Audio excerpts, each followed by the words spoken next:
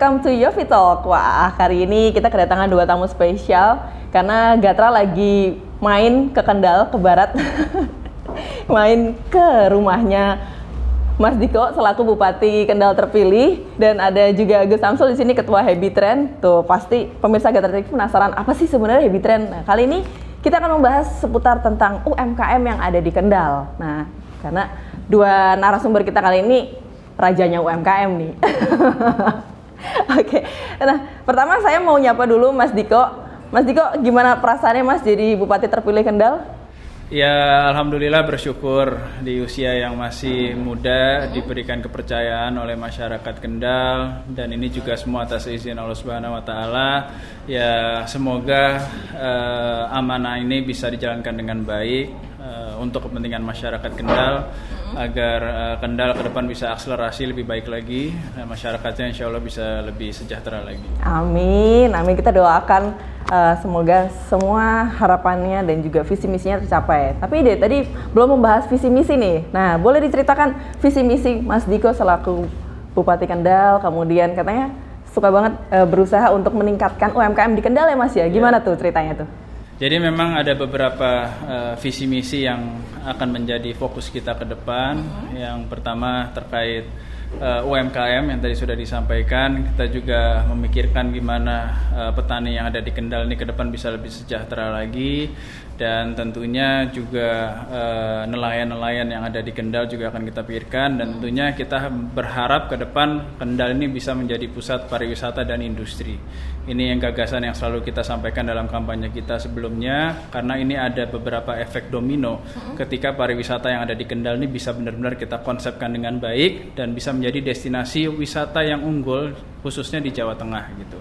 Karena harapannya dengan majunya pariwisata yang ada di Kendal, tentunya ini juga akan mendongkrak UMKM yang ada di Kendal. Jadi berkaitan juga dengan program pengembangan UMKM atau UMKM naik kelas, dan harapannya ini akan bersinergi dengan majunya pariwisata. UMKM juga kita pastikan ke depan bisa lebih baik lagi. Oke, bahas soal UMKM ya. Kemudian ini UMKM itu kan berarti berkaitan dengan membangun ekonomi kreatif masyarakat. Nah, tapi di Indonesia khususnya di Kabupaten Kendal sendiri kan pasti banyak sekali produk asing yang masuk, kemudian harganya kompetitif juga di pasar dalam negeri. Nah, gimana nih Mas Diko membangun ekonomi kreatif? Jadi memang kita sebagai pemerintah daerah kita harus memberikan pendampingan kepada mereka gitu. Kita nggak bisa melepaskan begitu saja. Jadi kita harus aktif juga dalam mendampingi mereka, memastikan bahwa mereka ini sudah di jalur yang benar. Jadi memang ada beberapa program dan gagasan juga yang insya Allah akan kita lakukan dalam waktu dekat. Khususnya yang pertama itu kita akan siapkan Creative Hub. Nah, jadi Creative Hub ini untuk semua pelaku UMKM nanti bisa datang ke sana. Itu akan kita siapkan juga pendampingan untuk mereka bisa branding, mereka juga bisa foto produk mereka, dan kita ajarin gimana caranya yang baik agar UMKM yang di Kendal ini bisa berdaya saing dengan nasional maupun dari mancanegara juga gitu. Jadi memang prinsipnya kita harus mempersiapkan SDM kita melalui UMKM, karena mereka ini adalah pendongkrak ekonomi juga yang ada di Kendal khususnya. Jadi harapannya mereka bisa terus berdaya saing dan bisa lebih baik lagi lah ke depan gitu. Jadi kita bantu mereka dari brandingnya, gimana cara mereka marketing dan lain sebagainya, semuanya itu kita sudah pikirkan gitu. Jadi dari program untuk sosialisasi dengan UMKM, apa yang berpotensi, gimana cara menjualnya, gimana cara branding positioningnya, agar mereka ini nanti ke depan bisa menjadi UMKM yang pada akhirnya juga bisa membanggakan atau meningkatkan branding Kabupaten Kendal sendiri. Berarti yang difokuskan adalah SDM dan produk UMKM-nya ya? Iya, karena sebenarnya Kendal sudah memiliki produk-produk yang baik sebenarnya menurut saya. Okay. Dan kita juga nggak bisa pungkiri bahwa banyak produk unggulan yang ada di Kendal ini sekarang, karena mungkin kita ngerasa kita kurang pede, masyarakat yang UMKM di Kendal, akhirnya mereka lebih nyaman ketika menjual produk ini ke daerah lain, akhirnya di-package oleh daerah lain, di-branding oleh daerah lain, akhirnya ini diklaim adalah produk dari daerah lain. Padahal asal usulnya ini dari Kendal. Nah ini yang ke depan kita harus rebut kembali bahasanya. Oke, tadi yang menarik tuh ada Creative Hub. Sebenarnya bentuknya apa sih Creative Hub tuh? Platform kah atau ada Jadi Creative Hub organisasi? ini nanti sebenarnya terintegrasi semua ya. Jadi dari awal gimana cara kita branding, gimana cara kita marketing, gimana cara kita menjual produk kita, gitu kan, packaging, semua ini nanti jadi satu pintu gitu. Bahkan nanti juga di mall pelayanan publik yang insya Allah akan menjadi fokus kita dalam 100 hari kerja. Di situ juga nanti kita akan siapkan digital platform. Nah, saya kebetulan kemarin sudah Zoom meeting, sudah MOU juga dengan Grab, Gojek, Tokopedia, dan Google yang insya Allah mereka akan siap juga. Iya, langsung semua platform yang terbaik. Karena gini, kalau kita bicara digital platform, kita nggak bisa bersaing dengan unicorn yang ada di Indonesia. Kita harus berdampingan dengan mereka, berkolaborasi. Tapi juga harus saling menguntungkan gitu. Artinya kita juga sebagai ingin meningkatkan UMKM juga harus menguntungkan buat kita. Jadi solusinya mereka akan punya help desk juga di mall pelayanan publik kita. Jadi ketika orang mau urus izin atau orang mau misalkan UMKM mau gimana cara memasarkan produk saya, bisa langsung datang ke MPP mall pelayanan publik yang ada di dinas perizinan kita. Itu langsung ada orang yang bisa membantu, langsung mengarahkan ini caranya seperti ini, menjualnya seperti ini. Jadi dari situ harapan kita mereka bisa terbantu untuk marketing, untuk penjualan mereka secara online gitu. Karena banyak loh, hari ini kayak kita punya sirup jahe misalkan. Sirup jahe dikenalnya cukup dikenal. Ketika saya ke Jakarta, saya bertemu beberapa petinggi-petinggi politisi yang ada di Jakarta itu mereka ingat dengan sirup jahe gitu. Tapi mereka nggak ngerti, mereka nggak ngerti gimana cara belinya. Gitu, nggak ada karena gitu di online belum ada gitu kan, di Jakarta juga belum ada. Nah ini ya strategi kedepannya untuk memastikan bahwa produk kita ini bisa dijual di minimal di seluruh Indonesia. Gitu. Oke, Mas Diko boleh tahu potensi UMKM yang di Kendal itu apa aja sih? Terus di daerah misalkan daerah apa, potensinya apa gitu, biar masyarakat Kendal itu pede. Terus habis itu biar kita masyarakat se-Indonesia tuh juga tahu, oh ternyata di Kendal tuh nggak cuma sirup jahe nih. Nah, ada yang lain. Sebenarnya ada beberapa produk unggulan sih yang saya tahu ya. Sementara karena gini, dengan dinas terkait pun hari ini pendataan UMKM kita masih belum baik. Artinya kita masih harus evaluasi lagi, kita pastikan bahwa kita tahu nih potensi-potensi UMKM apa aja yang ada di setiap kecamatan. Kita punya 20 kecamatan, 286 desa, kita harus pastikan apa aja potensinya gitu. Jadi salah satunya yang tadi saya sampaikan, kita punya sirup jahe yang mungkin sudah cukup dikenal. Dan di luar itu kita juga sebenarnya kita produksi bandeng salah satu yang terbaik di Indonesia, mungkin bisa dibilang. Kita juga punya kopi yang kualitasnya luar biasa. Kita punya yang Robusta, kita punya Arabica, kita punya bahkan Excelsa juga kita punya gitu. Jadi ini adalah beberapa yang harus kita kembangkan. Ada juga kerupuk rambak di Begandon, ini juga udah cukup dikenal. Dan ini memang ada masih banyak lagi UMKM yang memang harus kita dorong lagi untuk menjadi branding Kabupaten Kendal. Tapi tentunya yang sudah baik ini harus kita maksimalkan dulu. Akhirnya nanti mereka diwajibkan untuk mendampingi yang lainnya gitu, untuk bisa maju juga gitu. Jadi memang ada beberapa UMKM yang produk-produk yang sudah baik di Kendal. Oke, kalau sirup jahe itu dari mana ya? Maksudnya khususnya di daerah mana atau? Sirup jahe itu ada sekarang itu karena memang sudah terkenal, jadi di mana-mana ada gitu. Tapi awalnya itu kalau saya tidak salah itu adanya di Boja. Kecamatan Boja di atas itu yang mereka yang produksi masif pertama di Kendal. Tapi juga sekarang sudah banyak yang lainnya yang memang rasanya punya ciri khas sendiri lah gitu. Tapi dari situ akhirnya membantu warga lainnya yang berusaha untuk memproduksi sirup jahe ataupun produk UMKM lain supaya lebih berkembang. Nah, saya mau ke Gus Samsul nih. Halo Gus, sehat Gus? Sehat. Okay. Nah tadi saya sampaikan ke pemirsa Gatra TV, Gus Samsul ini adalah ketua Happy Trend. Nah, Happy Trend ini apa sih? Karena ini tuh baru ya kan? Boleh cerita Happy Trend apa Gus ke pemirsa? Baik Mbak, jadi Happy Trend itu memang baru karena didirikan pada tanggal 7 Agustus 2020. Loh, berarti masa pandemi dong?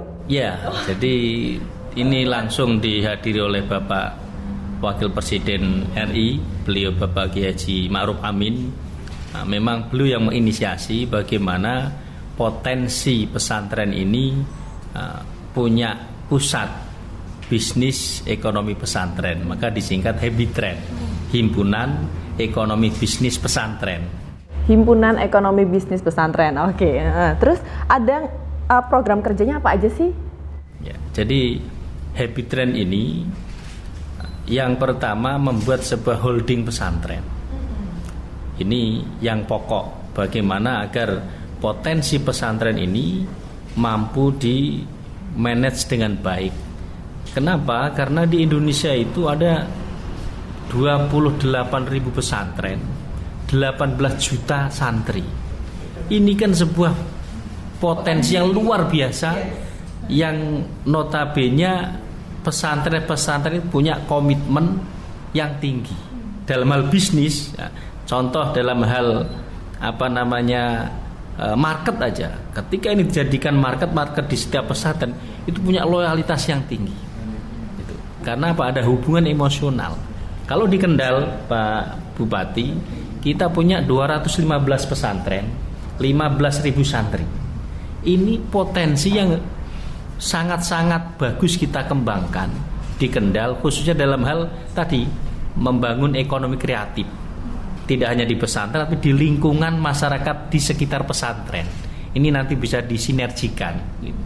Nah, ini potensi-potensi yang ada, kemudian dibangunlah sebuah holding pesantren di tingkat pusat, di tingkat Jawa Tengah, dan nanti ke daerah-daerah. Ke kabupaten kota ya. Kota. Nah, dari Agustus awal pembentukan, kemudian sekarang kan sudah Januari 2021. Nah, Gus, boleh diceritakan perkembangan Happy Trend saat ini gimana?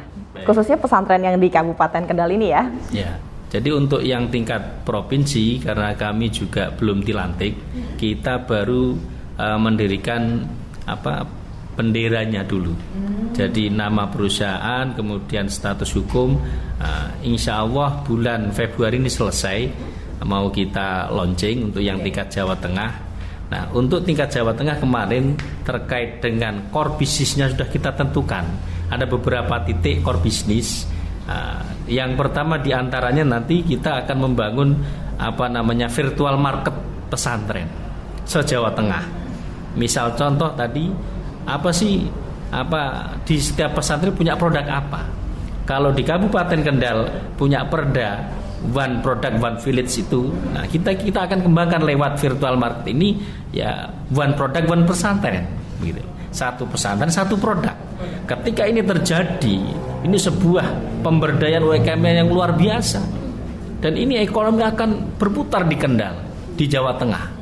Nah, ini potensi ini yang kita baca, maka kita sangat-sangat semangat untuk mengembangkan itu. Memang pertama virtual market dulu, baru nanti yang kedua replikasi bisnis pesantrennya, dan yang ketiga unit-unit usaha pesantrennya. 3 hal ini kegiatan Happy Trend di Jawa Tengah yang akan kita usung.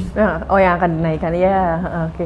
Kemudian ada pandangan pesantren ini di Kendal sendiri bisa memproduksi produk lain, mungkin mengembangkan sirup jahe juga, atau mungkin ada mengembangkan bandeng ya tadi ya Mas ya.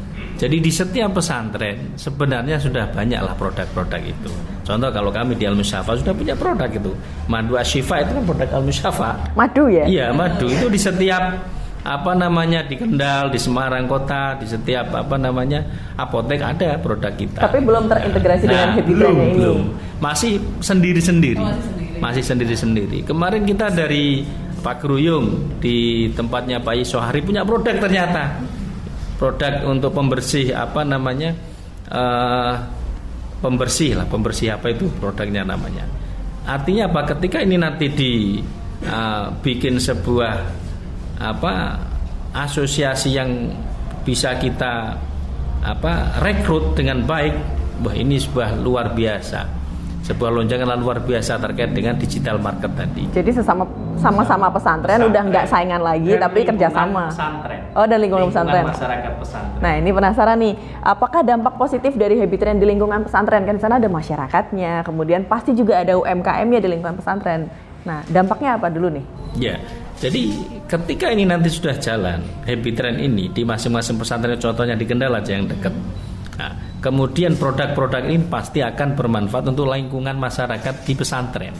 Dari sisi ekonominya, dari sisi tenaga kerjanya, tidak mungkin kan pesantren itu berdiri sendiri tanpa melibatkan lingkungan pesantren. Jadi sangat-sangat banyak dampak positif di lingkungan pesantren. Jadi tidak hanya berlaku untuk masyarakat pesantren, tapi masyarakat di lingkungan pesantren. Itu. Berarti ibarat pesantren mungkin memproduksi, nanti lingkungannya bisa bantu seller gitu ya Pak, jualin juga ya. Betul. Jadi tema besarnya nanti inilah peran pesantren terhadap masyarakat. Jadi berarti pesantren itu tidak hanya bergerak di bidang tafakuh fiddin, tapi juga bisnis yang itu bermanfaat untuk masyarakat sekitar pesantren. Tentu untuk membangun dan mensinergiskan UMKM di Kabupaten Kendal begitu. Wih, mantap sekali. Sukses ya Pak Ebitrannya. Amin. Oke, saya mau ke Mas Diko lagi nih. Nah, tadi kan udah ada potensi UMKM Kendal, kemudian tantangan membangun ekonomi kreatif di Kabupaten Kendal sendiri apa sih Mas? Sebenarnya tantangannya yang kemarin sudah yang tadi sudah saya sampaikan juga ya, ada beberapa hal. Yang pertama itu terkait marketing yang hari ini masih kurang baik gitu. Jadi secara kita mau shifting mindset dari offline menjadi online karena kita harus mengikuti zaman. Yang kedua kita juga masih adanya pemasaran juga masih kurang baik gitu. Artinya brandingnya juga kita harus perbaiki lagi. Marketingnya juga kita harus perbaiki lagi, dan tentunya kita juga akan berdampingan dengan mereka untuk memastikan produk mereka ini bisa lebih maksimal lagi. Jadi misalkan sirup jahe yang hari ini sudah baik, mungkin kita panggil ahlinya minuman gitu, mungkin dia akan kasih sedikit twist yang berbeda, akhirnya ini bisa menjadi lebih unik lagi gitu. Jadi memang itu yang akan kita dampingi juga. Itu tantangan, dan insya Allah kita akan memberikan solusi juga. Nah itu tantangan secara umum ya. Coba kalau misalkan tantangan di masa pandemi ini deh, UMKM kita udah tahu dari Maret kemarin mereka udah yang paling terkena dampak kan. Terus, nah sekarang gimana nih Mas Diko sebagai Bupati menghadapi tantangan di masa pandemi khususnya untuk membangun ekonomi kreatif UMKM ini? Ya justru saya di masa pandemi ini merasa lebih tertantang ya dengan situasi yang ada, tapi ya kita selalu memberikan semangat kepada mereka. Pemerintah pusat juga sudah memberikan beberapa solusi, beberapa ikhtiar yang sama-sama kita lagi lakukan, yaitu vaksinasi. Tentunya kita berharap kondisi COVID-19 ini bisa menjadi hilang dan kembali normal lagi. Tapi kita harus mempersiapkan semuanya dari sekarang gitu. Artinya kita berharap di 2021 ini pertumbuhan ekonomi lebih baik lagi, dan kita juga mempersiapkan semua platformnya, dari marketingnya, brandingnya, semuanya itu dari sekarang. Jadi harapannya ke depan COVID-19 ini bisa hilang dan UMKM yang ada di Kendal sudah siap untuk terbang lagi lah bahasanya. Wih mantap. Nah tapi kalau sampai sejauh ini kan lebih sering offline. Apakah UMKM ini sudah disarankan untuk online, penjualan online sekalian? Kemudian kan sekarang kan kita nggak tahu ya Mas Diko ya sampai kapan nih pandemi. Tapi adakah saran bagi UMKM untuk cashless aja deh, atau mungkin jual online aja deh, atau udah sampai sana atau belum? Jadi memang yang pertama tadi saya sampaikan, kita kan lagi mempersiapkan digital platform untuk mereka nih. Jadi kita akan sosialisasikan juga kepada mereka bahwa udah ada loh nih sekarang kita mempersiapkan digital platform yang gampang diakses. Tinggal datang aja, mereka akan kasih semua caranya gimana sampai akhirnya mereka bisa menjual secara online. Nah itu sudah ada. Yang kedua mungkin juga kita akan berikan gagasan ke depan untuk CHSE. Nah, CHSE ini kan sangat penting di masa pandemi ini, agar nanti kalau semuanya sudah bisa menerapkan ini, harapannya ini juga bisa menjadi pendongkrak lagi, akhirnya UMKM bisa maju lagi gitu dengan kenyamanan orang untuk datang ke tempat-tempat UMKM yang ada di Kendal. Nah, saya mau ke Gus Samsul nih. Gus, tadi kan UMKM sedang dipersiapkan untuk menuju platform. Nah, jika ya ternyata anggap aja 2021 kita memang harus survive ya dengan kondisi pandemi. Nah, apakah penjualannya akan online saja atau tetap melakukan penjualan offline? Misalkan ternyata integrasinya selesai, terus habis itu tadi virtual produknya ya, virtual produknya udah, virtual marketnya juga udah selesai. Nah, jikalau sudah terintegrasi, bagaimana dengan penjualannya supaya tetap berproduksi dan tetap ini kan bisa menghasilkan pendapatan juga bagi pesantren? Ya. Jadi yang kita bangun terkait dengan digital market tadi, kita kan sudah punya loyalis sebenarnya. Tinggal nyupot sedikit aja, itu sudah luar biasa jalan. Jadi terkait dengan kepercayaan, terkait dengan komitmen, mereka sudah bagus. Kalau misalkan nanti dari kebijakan kabupaten, dari bupati punya kebijakan seperti tadi, ya, tinggal nyentuh sedikit aja sudah jalan, Pak. Itu. Berarti kuncinya adalah support yang sudah ada. Iya. Kolaborasi ya. Kolaborasi. Semuanya harus saling berkolaborasi. Bahasa saya itu ada sebuah pernikahan massal antara pemerintah kabupaten, kemudian pelaku UMKM, kemudian pengusaha, tentu tidak lepas dari dana juga. Ya, seperti Nusaba ini contohnya kan. Nah, jadi kalau kita berbicara tentang rukun nikah itu kan ada 5, Pak ya. Ya kan, ada calon suami, ada calon istri, ada wali, ada 2 orang saksi, ada ijab kabul. Nah, ada mahar ya mahal. Ya maharnya itu ya finance itu kan. Nah, UMKM para pelaku itu ya calon suami istri itu. Nah, kalau bupati itu wali kan. Ketika wali mengiyakan, oke, jalan UMKM, kebijakannya begini, sudah jalan. Itulah kita sebagai happy trend yang mengijabkan aja kan. Nah, tinggal ngijabkan mobil itu jalan UMKM di Kendal. Sah, jadi sah gitu. Jalan. Oke. Nah, kemudian ini Mas Diko nih, upaya apa aja yang akan dilakukan untuk pengembangan UMKM di Kendal? Nah, yang sekarang kondisinya begini, kemudian rencana ke depannya gimana nih Mas Diko? Jadi ada beberapa hal. Yang pertama tadi digital platform itu yang kita akan siapkan di mall pelayanan publik. Ini akan menjadi satu solusi untuk pengembangan UMKM yang ada di Kendal. Dan kedua tadi saya sampaikan juga kita akan siapkan Creative Hub. Nah, ini untuk mereka bisa berkembang juga secara branding positioning mereka agar lebih baik lagi ke depan. Yang tadi saya sampaikan, di masa pandemi ini saya merasa tertantang itu justru kita mempersiapkan infrastruktur untuk mereka. Nah, ini terintegrasi dengan pariwisata. Jadi kita lagi membuat beberapa gagasan terkait sports tourism yang nanti akan berakhir di tempat pariwisata, dan di sana infrastruktur untuk UMKM-nya akan kita siapkan.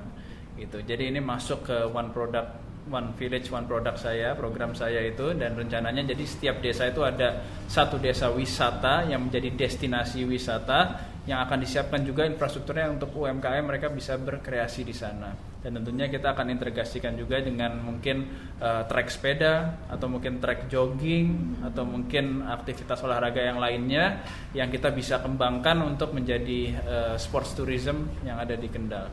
Dan semoga, kemarin saya juga sudah sempat ketemu dengan Pak Menpora, Menteri Pemuda dan Olahraga, saya sudah sampaikan bahwa saya minta tolong kalau bisa di Kendal ini ada 1 event atau 2 event nasional terkait dengan sports tourism gitu. Jadi harapannya kalau ini sudah bisa kita lakukan di Kendal, UMKM di Kendal akan lebih baik lagi.